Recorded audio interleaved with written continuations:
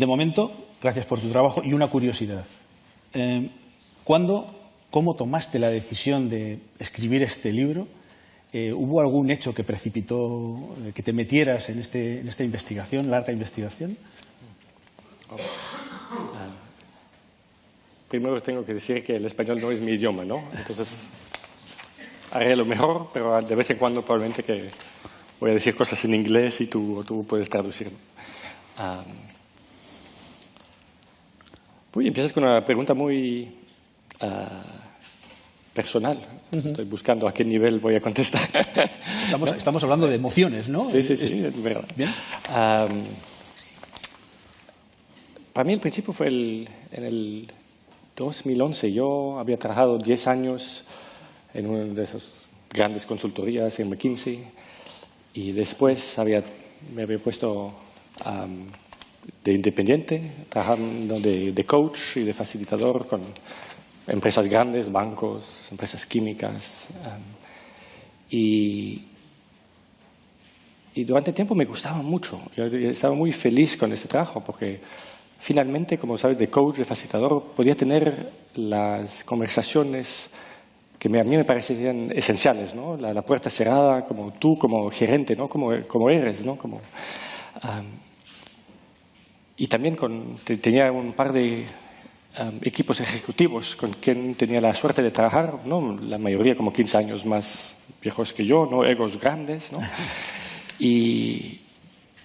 Pero entonces, con ellos trabajando en hablar de cosas que normalmente no se hablan, ¿no? De política, del miedo que tienen, ¿no? Y me parecía tener mucho sentido. Entonces estaba muy feliz con eso. Y de repente en el 2011 hubo un momento, es la primera vez que cuento eso en público, un momento de tristeza profunda que no podía entender porque en mi vida todo era muy feliz. Y me costó como 2 o 3 semanas para entender de dónde venía esa tristeza. Y me di cuenta que era una forma de ¿cómo se dice? De mourning, cuando se muere alguien, como de duelo. De duelo. De este trabajo que me ha gustado tanto y que me di cuenta que ya no podía trabajar con esas empresas grandes porque ya había entendido que en sus estructuras mismas, en sus prácticas mismas, son tóxicas. ¿Te dice? Tóxicas. Sí, perfecto.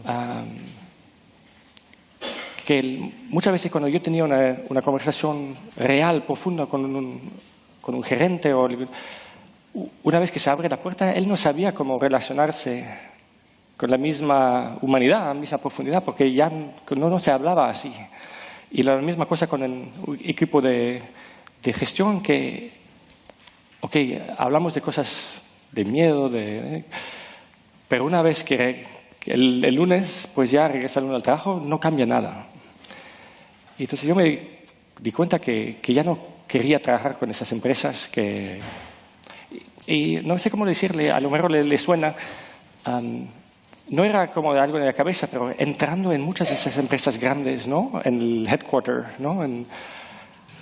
Hay mármol y vidrio, pero falta alma, ¿no? Y toda la gente siempre corriendo, ¿no? Siempre, ¿no? Y vamos a hacer el siguiente plan estratégico, el siguiente budget.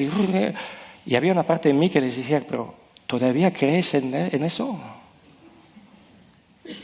Que yo ya no...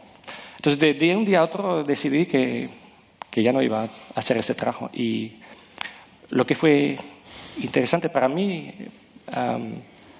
fue que vino una pregunta muy interesante y poderosa para mí. La pregunta normal probablemente sería de, entonces ¿ahora qué hago? ¿No? ¿Cómo voy a ganar dinero? ¿No? ¿Qué tipo de trabajo voy a hacer? ¿No? ¿Qué identidad tengo? ¿Qué pongo en la tarjeta? Pero sentí con mucha claridad que eso no era la buena pregunta y que la buena pregunta era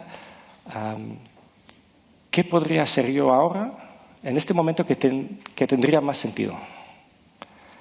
Y sí, eso es personal, teniendo una confianza casi espiritual en la vida o en el universo, que si hago la cosa que más sentido tiene, no puedo pensar que de repente no vendrá dinero, que no, de cierta forma, no me van. Y entonces fue como el leap, como un salto, ¿no? De confianza, preguntándome la pregunta así, vino directamente la respuesta. Es que había 2 proyectos y uno de los proyectos se vuelve a este libro, que sí todavía era importante para mí, por alguna razón, esa pregunta de cómo podemos estar juntos en organizaciones, pero de otra manera que la manera tóxica que yo conocía. Y yo sabía de mi propio trabajo, ¿sabes? Los mejores coachings que yo hacía, al final la gente se fueron de las organizaciones, ¿no? Sí, ¿no? Porque cuando hablamos de lo que sí, lo más importante en su vida, ¿no? Se dieron cuenta que ya no hace falta eso, ¿no?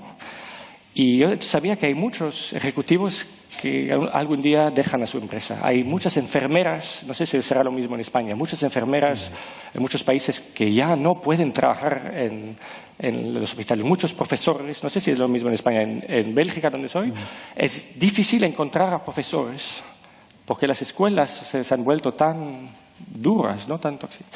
Y entonces estaba consciente de eso y me decía, no toda esa gente se pone de coach como yo, ¿no? Habrá entre ellos unos que sí van a crear otra empresa, o otro hospital, o otra escuela, pero ya de otra forma, porque ya no pueden hacerlo de la forma antigua, ¿no? ¿Y cómo lo harían?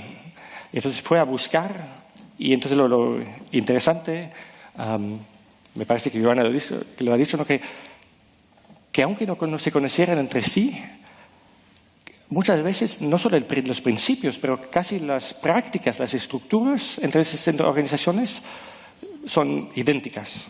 Como si hay algo en el aire, ¿no? que está para nuestro tiempo y que diferentes personas están descargando al mismo tiempo.